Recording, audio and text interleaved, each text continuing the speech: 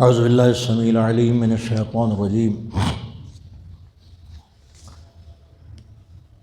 بسم اللہ الرحمن الرحیم الحمد للہ رب العالمین بارئ الخلائق اجمعین والصلاۃ والسلام علی اشرف الانبیاء والمرسلین وآلہ الطیبین الطاہرین المعصومین، اما بعد۔ گزشتہ بیانات آپ کے اذان عالیہ میں موجود ہوں گے۔ ایک سلسلہ تھا جو آپ کے سامنے پیش کر رہا تھا، ان حدیثوں کو ہمیں غور کرنا چاہیے، اس میں بچنے کے راستے بہت ہیں۔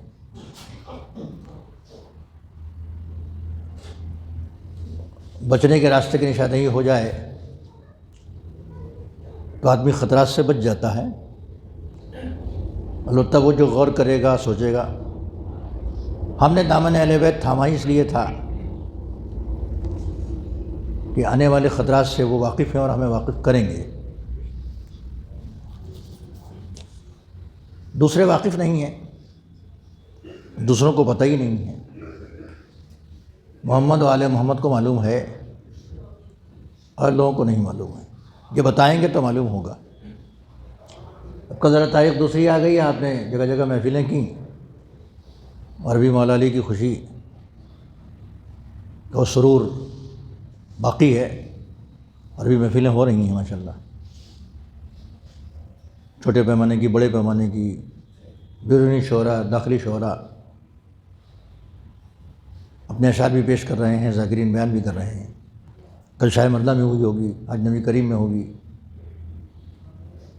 قدیم ہے جب سے وہ آباد ہوئے وہاں، جب سے انہوں نے محفل کو شروع کیا محلے میں اپنے، اور ایسی بہت سے محلوں میں، کسی جگہ کی مجھے خبر نہیں ہے، کسی جگہ کی ہے۔ جتنی مسجدیں یہاں ہیں، جتنے امباڑے ہیں، مولا علی کے سلسلے میں کچھ نہ کچھ پروگرام ضرور ہے، بلکہ اماموں کے بارے میں پروگرام ہوتے ہی رہتے ہیں۔ پروگرام اس لیے ہوتے ہیں کہ اس سے ہم سبق لیں، کچھ حاصل کریں، ان کی پاکیزہ زندگی سے، ان کے اخلاق سے، ان کے کردار سے، ان کے رہن سہن سے، اس لیے کہ وہی نمونہ ہے ہمارے لیے۔ قدرت نے ان کو ایسا تراشا، ایسا بنایا ہے کہ دنیا کے لیے وہ نمونہ بن سکیں۔ حسن ملائم متقیان، پیغمبر کے بعد جب نظر جاتی ہے تو پہلی نظر ہی نہیں پڑتی ہے۔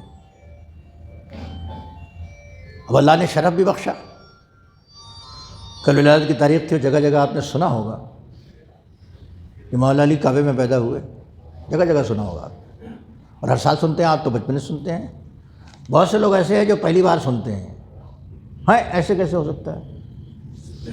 ایک مرد مومن تھے یہاں، پہلے آتے تھے، اب وہ نہیں ہیں دنیا میں، تو ان کی گفتگو کسی مسجد کے امام صاحب سے ہو گئی، تو انہوں نے ذکر کر دیا۔ ہر مومن کو معلوم ہے کہ مولا علی کعبے میں پیدا ہوئے۔ یہ بات اس قدر مشہور ہے کہ ہر مومن، وہ امام صاحب کو نہیں معلوم تھا، یا معلوم رہا ہو، انہوں نے کہا نہیں یہ سب تو نہیں ہے۔ وہ بیچارے میرے پاس آ گئے کہ امام صاحب میں نے فلاں جگہ بات کی، تو کہنے لگے نہیں ایسا تو نہیں ہے، اس میں کیسے کوئی پیدا ہو جائے گا۔ اور اب تو ابھی جو میں نے آج کل کی ویڈیو دیکھی ہے مکے والی، تو اس میں ایسے باقاعدہ وہ اس کو کھلا ہوا پتہ نہیں کیوں چھوڑ رکھا ہے۔ پہلے وہ نیچے تک رہتا تھا، وہ جب اٹھاتے تھے تو نظر آتا تھا وہ حصہ جہاں جناب فاطمہ بنت جساسہ سے گئی تھی۔ ابھی میں نے کل پرسوں کی ویڈیو دیکھی، تو اس میں باقاعدہ ہاں کچھ لپیٹا ہوا ہے، کیوں فولڈ کر دیا؟ چلیے، یہ فولڈ کیا ہے انہوں نے یا اس کو کھولا ہے انہوں نے اس جگہ کو، تو اللہ ان کے دماغ کو بھی کھول دے اور منقبت مولا علی کی سمجھ میں آنے لگے۔ تو انہوں نے ہم سے کہا کہ مولانا صاحب ایسا ہے کہ وہ کہہ رہے تھے کہ نہیں ایسا تو نہیں ہو سکتا، ایسا نہیں ہو سکتا، ہو نہیں سکتا ایسا، ہم نے تو کہیں نہیں پڑھا۔ انہوں نے کہا اچھا یہ بیچارے بھی پڑھے لکھے تو نہیں تھے، وہ مجلسی علم تھا ان کے پاس، اور مجلسی علم بھی ہمارے سننے والوں کے پاس اچھا خاصا ہوتا ہے۔ اگر صحیح علم ان تک ہم منتقل کرتے ہیں تو صحیح علم ان کے دماغ دل میں بس جاتا ہے اور اس سے وہ فائدہ بھی اٹھاتے ہیں، مقام بحث میں، مقام گفتگو میں، مقام دلیل میں اس کو پیش کر دیتے ہیں۔ لیکن ظاہر ہے کہ جب زیادہ کتاب نہیں پڑھے ہوئے عربی فارسی کی تو کتاب کہاں سے لے جا کے دکھا دے گا وہ؟ تو انہوں نے کہا مجھے دکھائیے۔ اس وقت میرے پاس کتاب تھی، اس میں صاحب لکھا ہوا تھا، تو میں نے اس کی کاپی کر کے ان کو دے دیا۔ میں نے کہا دیکھیے اس میں عربی میں بھی اردو میں بھی لکھا ہے، ان کو دے دیجیے گا آپ، تو پڑھ لیں گے اس کو، تو ان کو معلوم ہو جائے گا کن کن علماء نے مولا علی کی ولادت کعبے میں لکھی ہے۔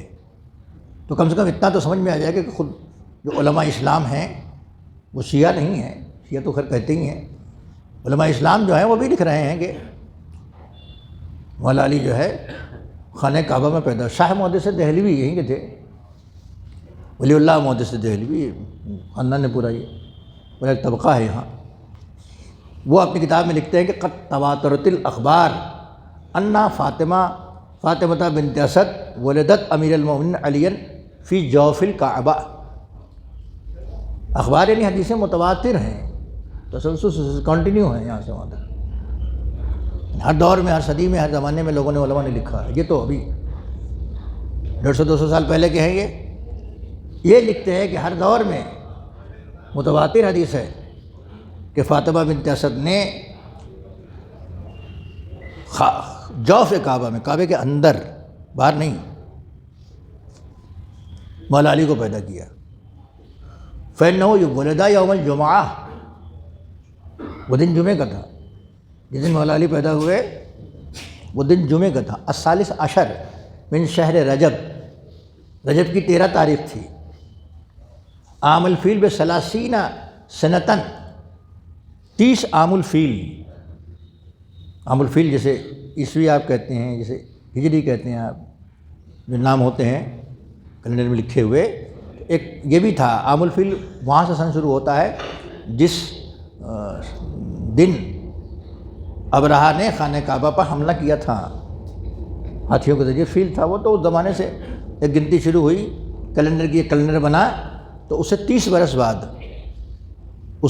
برس بعد مولا علی پیدا ہوئے، اور 30 سال پہلے سن 1 عام الفیل میں پیغمبر پیدا ہوئے تھے۔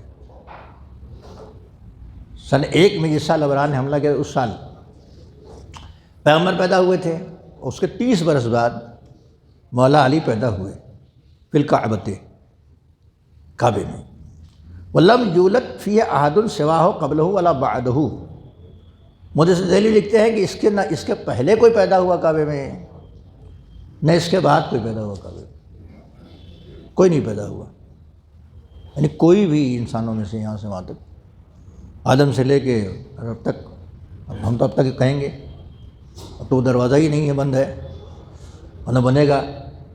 ان کا کہنا ہے کہ آدم سے لے کے نہ پہلے کوئی پیدا ہوا مولا علی کے پہلے کعبے کے اندر، نہ ان کے بعد کوئی کعبے کے اندر پیدا ہوا، یہ پہلے ہی شخص ہیں۔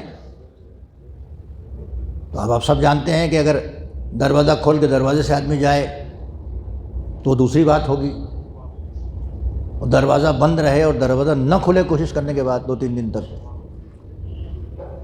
اور خود وہ دیوار در بنے، جس کے لیے حاجی جتنے ہیں سب دیکھے ہوئے اس دروازے کو، جس سے جناب فاطمہ بنت اسد اندر تشریف لے گئی ہیں، وہ دروازہ کیا تھا، ایک دیوار ہٹی اور راستہ سا بن گیا، کوئی یہ جیسا ایسا دروازہ نہیں بنا تھا لوہے کا جیسے بنتا ہے، ایک راستہ بن گیا، اس میں چلی گئیں وہ، اور لوگوں نے جو وہاں تھے طواف کر رہے ہوں گے، جو اپنے اپنے حساب سے عبادت کر رہے ہوں گے، انہوں نے دیکھا کہ یہ چلی گئیں۔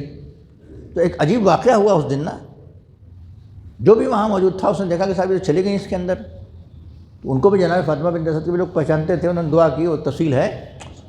اب ظاہر ہے کہ یہ تو خبر دھیرے دھیرے گھر والوں پہنچی ہوگی کہ صاحب اس کے اندر چلی گئیں، جیسے تالا بند ہو جاتا ہے کہیں، تو نہیں کہتے کنجی کہاں بھائی، کنجی کہاں بھائی، مسجد بند ہے مثال کے طور پر، امام باڑہ بند ہے مثال کے طور پر، گھر بند ہے بھائی، کنجی تلاش کرو، کنجی کہاں تو کنجی تو تھی، مگر وہ تالا جو اس پہ لٹک رہا تھا اور ابھی لٹکتا رہتا ہے، وہ اس کنجی سے کھلا ہی نہیں، اور 3 دن نہیں کھلا۔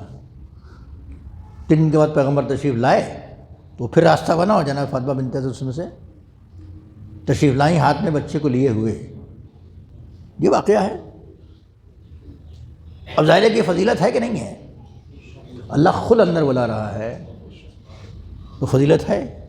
زبردستی کوئی کسی گھر میں گھس جائے تو اس کی زور زبردستی ہوگی، زبردستی تو ہے نہیں۔ اچھا، اب جناب فاطمہ بنت اسد وہاں پہنچ گئیں،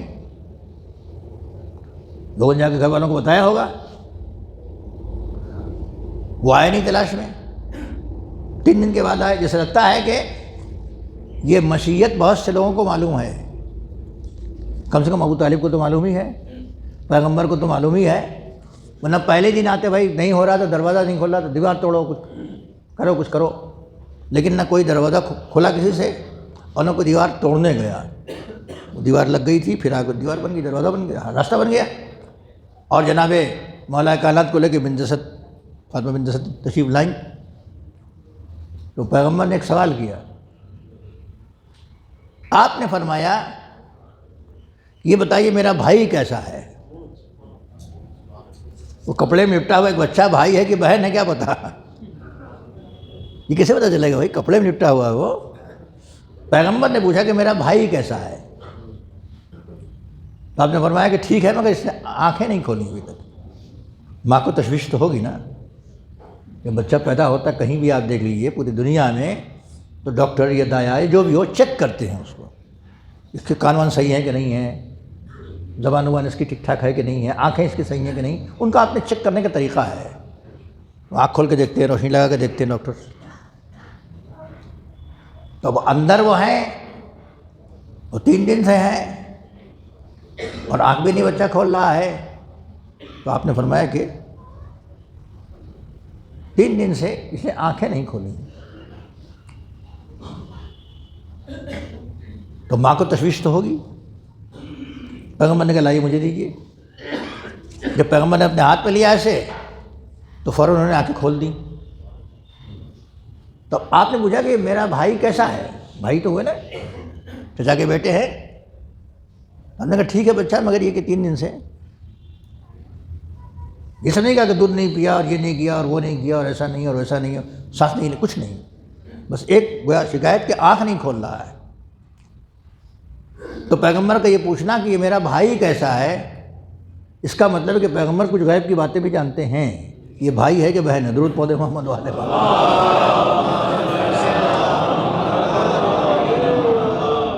پھر اس کے بعد وہ تلاوت، کتابوں کی تلاوت وغیرہ وغیرہ کا واقعہ جو آپ کے تو دل پر نقش ہے، بچپنے سے آپ نے 50 مرتبہ سنا ہوگا اس واقعے کو، مولا علی کی ولادت کا۔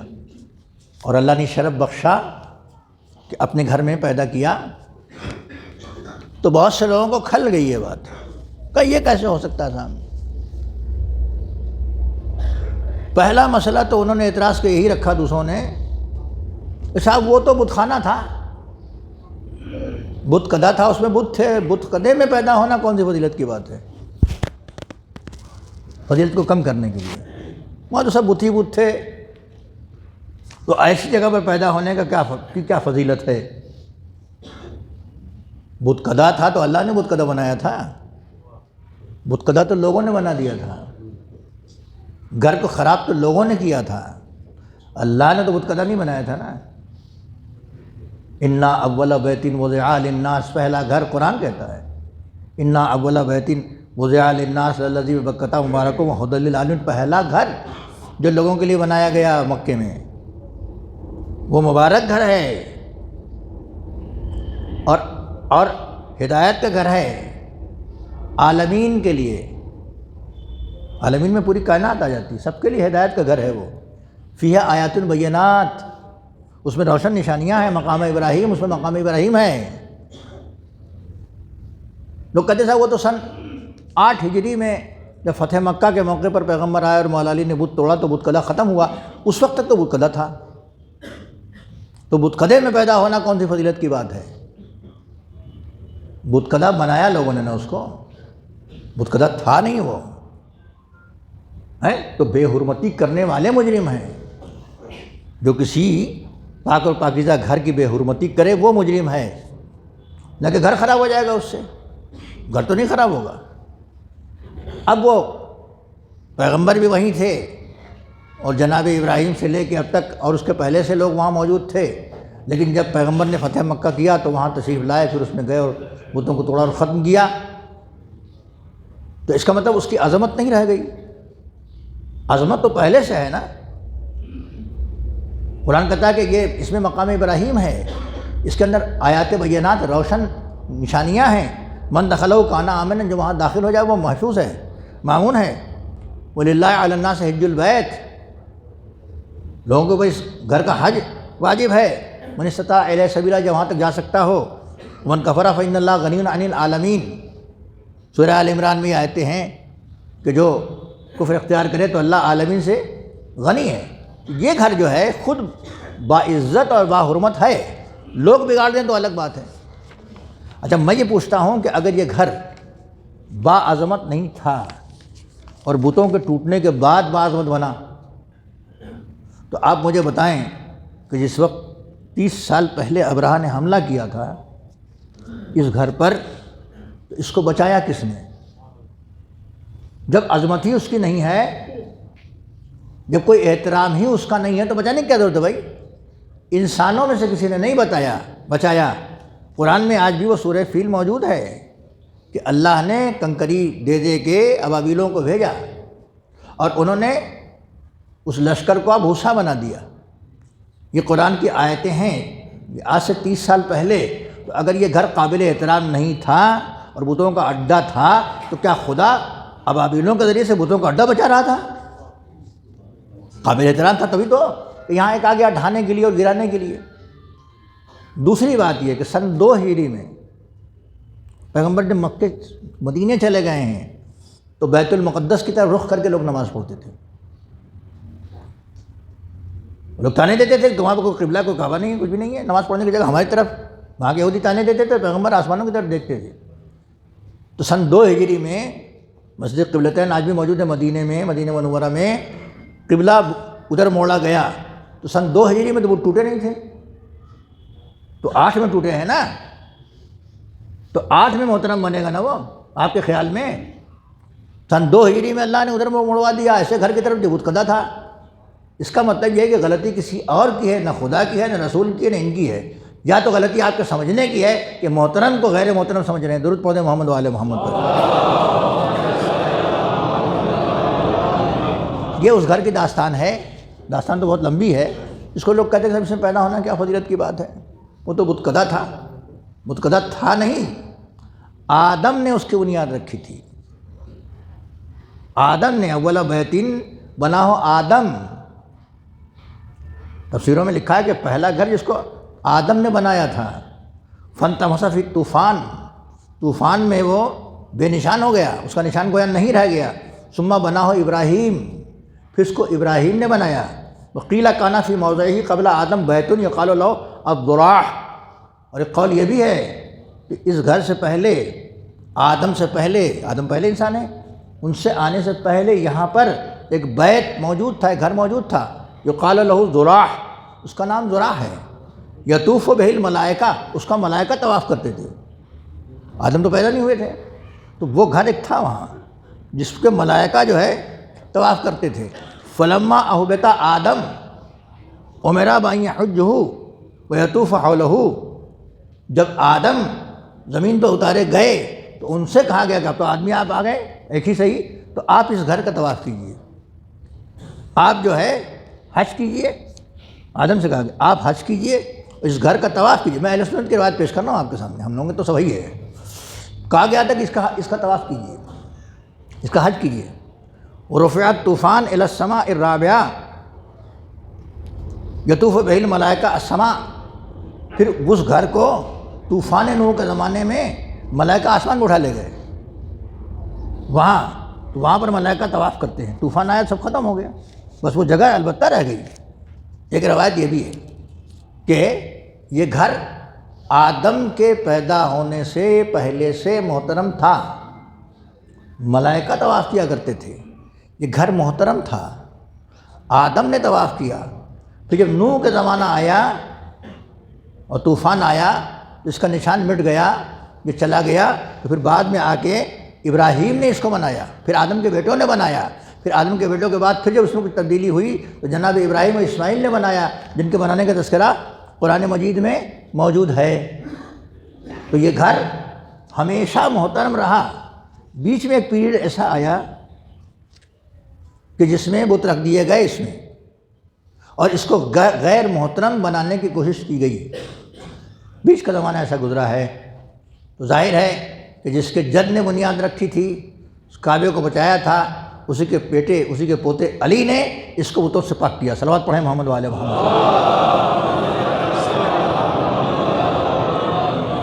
تو یہ بت خانے میں علی نہیں پیدا ہوئے، اسی لیے آنکھیں ہی نہیں کھلی ان کے سامنے، کہ پہلی نظر پڑتی تو اسی پر پڑتی جو وہاں تھے۔ ابراہیم خلیل نے توڑا تھا کسی زمانے میں، پھر آ کے رکھ دیے گئے۔ جس کا زور بڑھتا رہا وہ اپنا کام کرتا رہا، مگر مولا علی نے آنکھیں نہیں کھولی۔ آنکھیں کھولتے تو کیا ہوتا، جو وہاں تھا وہی تو نظر آتا۔ جب لے کے باہر آ گئیں تو جناب فاطمہ بنت اسد نے فرمایا کہ میرے لال اس نے تو آنکھیں ہی نہیں کھولی۔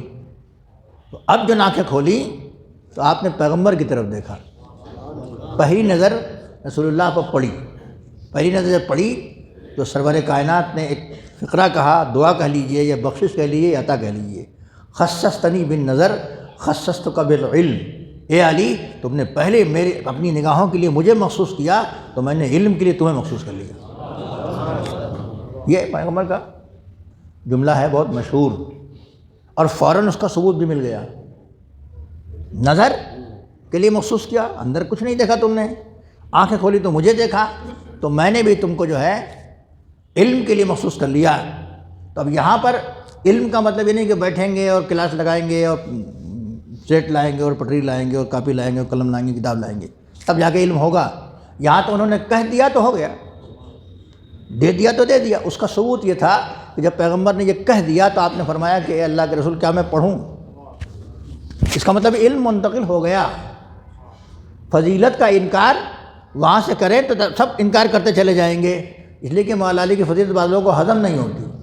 اس کے لیے بہت مضبوط عقیدت کا میدہ ہونا چاہیے۔ درود پڑھیں محمد والے محمد۔ ہاں، جب مصیبت پڑتی لوگ ڈاکٹر کے پاس جاتے ہیں۔ جب علمی کوئی گتھی الجھتی تھی تو مولا علی کے پاس آتے تھے کہ اب آپ حل کر دیجئے اس کا کیا حل ہے؟ تو ظاہر ہے کہ مولا علی علمی حل پیش کرتے تھے اس کا، اور ایسا حل پیش کرتے تھے، واقعات بکھرے پڑے ہوئے ہیں کہ جس کا کوئی جواب نہیں ہے۔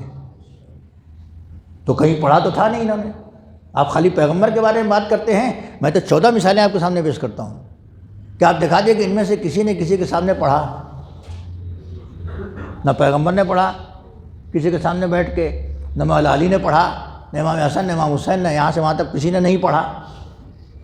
اس کا مطلب یہ کہ علم کا ذریعہ ایک یہ ہے کاپی کتاب لے کے پڑھنا، اور علم کا ذریعہ ایک وہ بھی ہے جو اللہ عطا کرتا ہے، چاہے نبی کا ذریعہ عطا کرے چاہے اور کسی کا ذریعہ عطا کرے۔ درود پڑھ دیں محمد والے محمد۔ تو اس وقت اقرار کیا انہوں نے کہ ہاں اگر آپ نہ ہوتے تو ہم ہلاک ہو جاتے، پیٹ خراب ہو گیا تو فضیلت اب ضرورت پڑ گئی کہ کچھ ملے تو ٹھیک ہو، تو کہیں کہیں تھوڑا سا ہضم کر لیا ہے، لیکن الحمدللہ آپ نے تو ساری فضیلتوں کو مانا، اور آپ کو تو کوئی شبہ ہی نہیں ہے۔ جن کو شبہ ہے وہ دیکھیں کہ بت قدا نہیں ہے،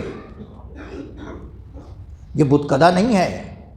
اور ایک ذرا سی بات اور پیش کر کے آپ کی ضمانت آج تمام کروں، ہے تو بہت بیان لمبا چوڑا اس کا، لیکن فی الحال ہماری اس وقت میں تھوڑی تنگی ہوتی ہے۔ ایک بات اور کہی جاتی ہے کہ صاحب یہ کیسی فضیلت آپ بتاتے ہیں کہ صاحب وہاں بچے کی ولادت ہوئی، ولادت کے موقع پر تو بہت خراب سسٹم ہوتا ہے، بڑی غلادت ہوتی ہے، یہ بھی کہا جاتا ہے۔ تو آپ کے یہاں غلیظ ذہن ہے، غلیظ جسم ہے، لہذا غلادت ہوگی۔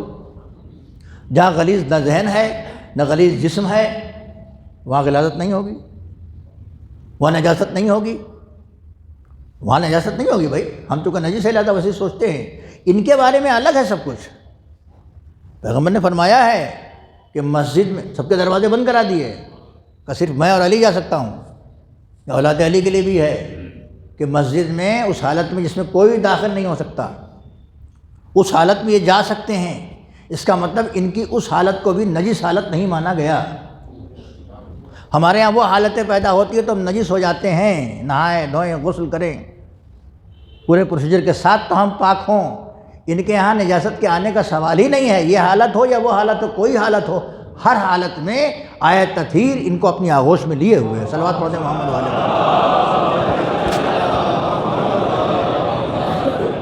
تو اللہ جس کو پاک بنانا چاہے اس کو پاک بنا دے گا، اس کی مشیت و مرضی. تو یہاں خالی مولا علی پاک نہیں ہے، وہ گھر بھی پاک ہے، وہ ماں بھی پاکیزہ ہے. یہ پہلی ولادت نہیں ہے، ان کے پہلے 3 بیٹے ہو چکے ہیں، طالب، جعفر، عقیل. وہ سب گھر میں پیدا ہوئے، یہ گھر میں نہیں پیدا ہوئے، یہاں پیدا ہوئے. تو قدرت نے بلایا، اپنے گھر کے اندر مہمان رکھا 3 دن تک. آپ خالی نجاست طہارت کی بات کرتے ہیں. یہ مجھے بتائیے کہ پیدا ہونے کے بعد عورت کے یہاں جب ولادت ہو جاتی ہے تو اس کو کچھ کھانا پینا چاہیے کہ نہیں چاہیے؟ 3 دن تک کوئی زچہ بغیر کھائے پیے ہوش حواس میں رہے گی؟ آج بھی دیکھ لیجیے، آپ پوچھیے ڈاکٹر سے کیا کھلاؤں، تو بعض جگہ کہتے ہیں بھائی دیکھیے ان کو یہ دیجیے، بعض جگہ کہتے ہیں کہ نارمل ڈلیوری، نارمل ڈائٹ. ہم کو بھی ایسا واقعہ ہوا، موقع ملا اور آپ کو ملا ہوگا. ڈاکٹر کہتے ہیں بھائی نارمل ڈلیوری اور نارمل ڈائٹ، سب نارمل چیزیں ان کو کھلائیے، کوئی حرج نہیں ہے. تو وہاں جس نے بلایا تھا، مہمان رکھا تھا، اس کے یہاں ہے. میں تو کہتا ہوں جنت کے لوگ اور جنت کی ڈائٹ. صلوات پڑھ رہے ہیں محمد والے. آ کے پہلے مجھے نڈھال ہو جانا چاہیے. نڈھال ہو کے کہتے کہ بیٹا میں تو بالکل نڈھال ہو گئی، 3 دن سے تو میں نے کچھ کھایا ہی نہیں، تو بچے کو دودھ کہاں سے پلاؤں؟ کیا نڈھال نہیں ہے. اس کا مطلب یہ ہے کہ دیکھ بھال کرنے والا ہے وہاں. ظاہر ہے کہ ان کی غذا کیا ہوگی؟ جنتیوں کی غذا جنتی ہوگی. تو یہ تصور صرف غلط ذہن کی پیداوار ہے. یہ صرف وہ کرتے ہیں جن کو اہل بیت کی فضیلت ہضم نہیں ہوتی. پورا قرآن پڑھ لیتے ہیں، یاد کر لیتے ہیں، دل میں قرآن آ جاتا ہے بقول ان کے، مگر دل میں نہیں اترتا، زبان پر رہتا ہے. دل میں اتر جائے قرآن، یا دل میں اگر حق اتر جائے تو علی قرآن کے ساتھ ہے، قرآن علی کے ساتھ ہے. تو وہ بھی دل میں اتر جائیں گے. جب وہ دل میں اتر جائیں گے تو ان کی فضیلتیں بھی اتر جائیں گی. اللہ ہم سب کو توفیق عنایت فرمائے کہ ہم اہل بیت کو سمجھیں اور ان سے کچھ سیکھیں. جب محشر میں اٹھائے تو ہمارے ہاتھ میں ان کا دامن ہو، ان کی شفاعت ہم کو میسر ہو. صلی اللہ علی محمد وآلہ الطاہرین. بسم اللہ الرحمن الرحیم. والعصر ان الانسان لفی خسر الا الذین آمنوا وعملوا الصالحات وتواصوا بالحق وتواصوا بالصبر.